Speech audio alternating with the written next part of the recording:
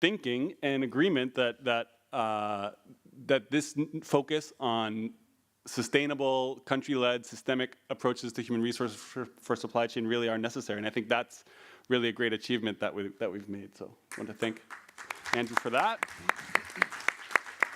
And with that, passing over to Benoit to give us the final closing comments and also to talk about the conference statement.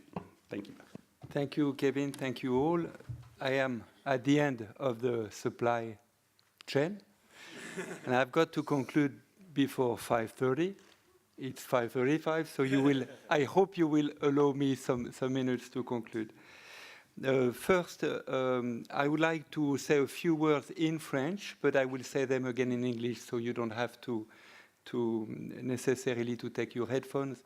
Je voudrais exprimer ma très grande sympathie pour la délégation du Burkina Faso, dont le gouvernement et dont le pays connaît des troubles très importants. Et je pense qu'ils ont un très grand mérite d'être avec nous maintenant parce que leur pensée est près de leur famille, près de leurs collègues. Et j'espère vraiment que la situation au Burkina Faso va rapidement se stabiliser et que l'évolution va se passer avec un minimum de dégâts et surtout de dégâts humains. In Burkina Faso, the government has been overthrown, so there have been riots all the afternoon. We don't know how the situation will evolve, and I wanted to express our solidarity towards the Burkinabe delegation that has been staying with us and remain engaged, even though part of their mind must certainly be with their family and colleagues. I also would like to express our solidarity towards all the supply chain teams and, generally speaking, the health personnel that are fighting the Ebola crisis, because I think this is something that has never been done before. And personally, they have all my admiration, and I hope we will be able to find solutions. But again, this crisis demonstrates the importance of supply chain, and it will demonstrate also something that I would like to end up with at the end of my very short speech. After those two very serious comments, I would like to express a few thanks. First again to UNICEF for hosting the conference, but also for hosting the initiative and being a superb host for us and taking part of what has been quoted that I won't say again. Also for the supporting agencies that make all that happen, the conference and the initiative. I would like to thank the conference task force within PTD that has helped Andrew and Sarah to prepare the conference, and I will say a few words about the quality, so I'm not saying that, but of course this work has been very, very successful indeed. To thank all presenters. I'm sure you've been impressed, as I have been, by the quality of the presentation. That's very, very noticeable, and the participants, and also with all the questions that have been made. Thank you to the volunteer, the task force of UNICEF volunteer.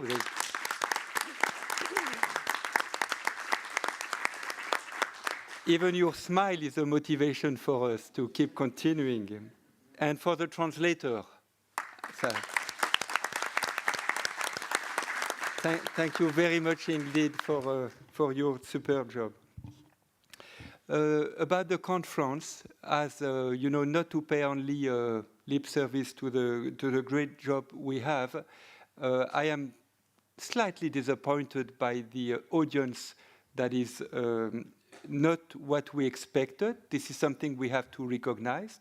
But on the other hand, and maybe we have to, to look for ways to engage them the next time more successfully. But on the other hand, the quality of the participation was far beyond our expectations, thanks to every people that I mentioned. So globally, it's a high-level conference, and I think we should be content with 120, 130, maybe 150 participants. We will, beyond what we are trying to do, and that's a great job just after the conference, I think we will try to work with Andrew to see what we can, take out from the conference and, from various presentations and identify the conversions and further refine the takeaway package that we can provide for the conference. Okay? Okay. Hopefully we'll do that.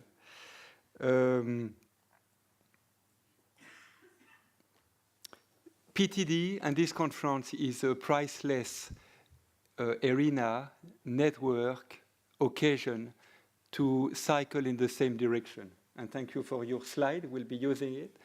So if we were not there as an initiative, probably the situation that we were trying to improve when we started would still be with us today. And I'm sure we will be even more efficient in the coming years based on what we have achieved to date. The call for action. I think you will agree with me that we don't want to have a very formal process to approve the call for action. Basically, it has been distributed amongst you as reviewed by the team. We have taken into account all the comments, but we have added additional changes just to make some sentences shorter and to avoid repetition.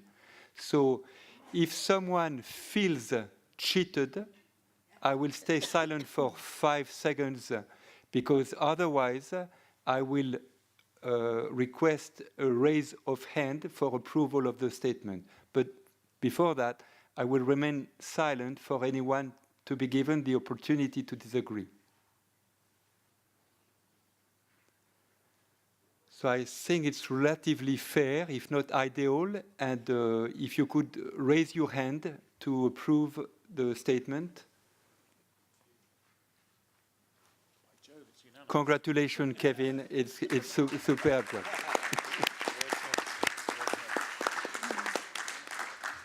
So we can use that for public relations, and you are completely free to take that in your country, in your organizations, and say you have written it, because you did it. 3 last small items, but that's my luxury to end up with 3 relatively personal items. The business came, it will happen. We have been grasping, turning around this idea. We knew we needed figures, and what has been said appears obvious, but it's not that obvious. And I think the way it has been presented is very helpful to the initiative. I also heard that the only thing that was needed to implement and to do the figures was some money. So we need to also to find the money and try to build this business case that will be very useful as part of our strategy. We have to think about impact on what we are doing, and we cannot, contrary to what I wrote as a provocative statement into my introduction in the brochure, we cannot just rely on common sense, and we also have to demonstrate that investing in people is useful.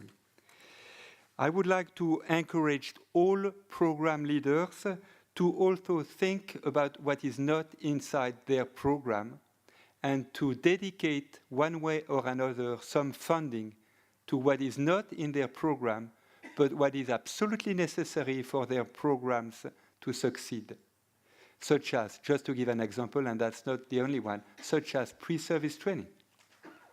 Because if you don't have pre-service training, you don't have the qualified personnel that you need to conduct your program. And sometimes it's a real challenge to find funding for things that are not inside any one program, but that are inside all programs in a different way. Finally, I would insist on the importance of having a bottom-up approach in addition to what we are doing, but we are all, due to our responsibilities, more inclined to have a top-down approach, and we do need to highlight the good ideas at the bottom of the supply chain. We have to listen to the wise men in the warehouses.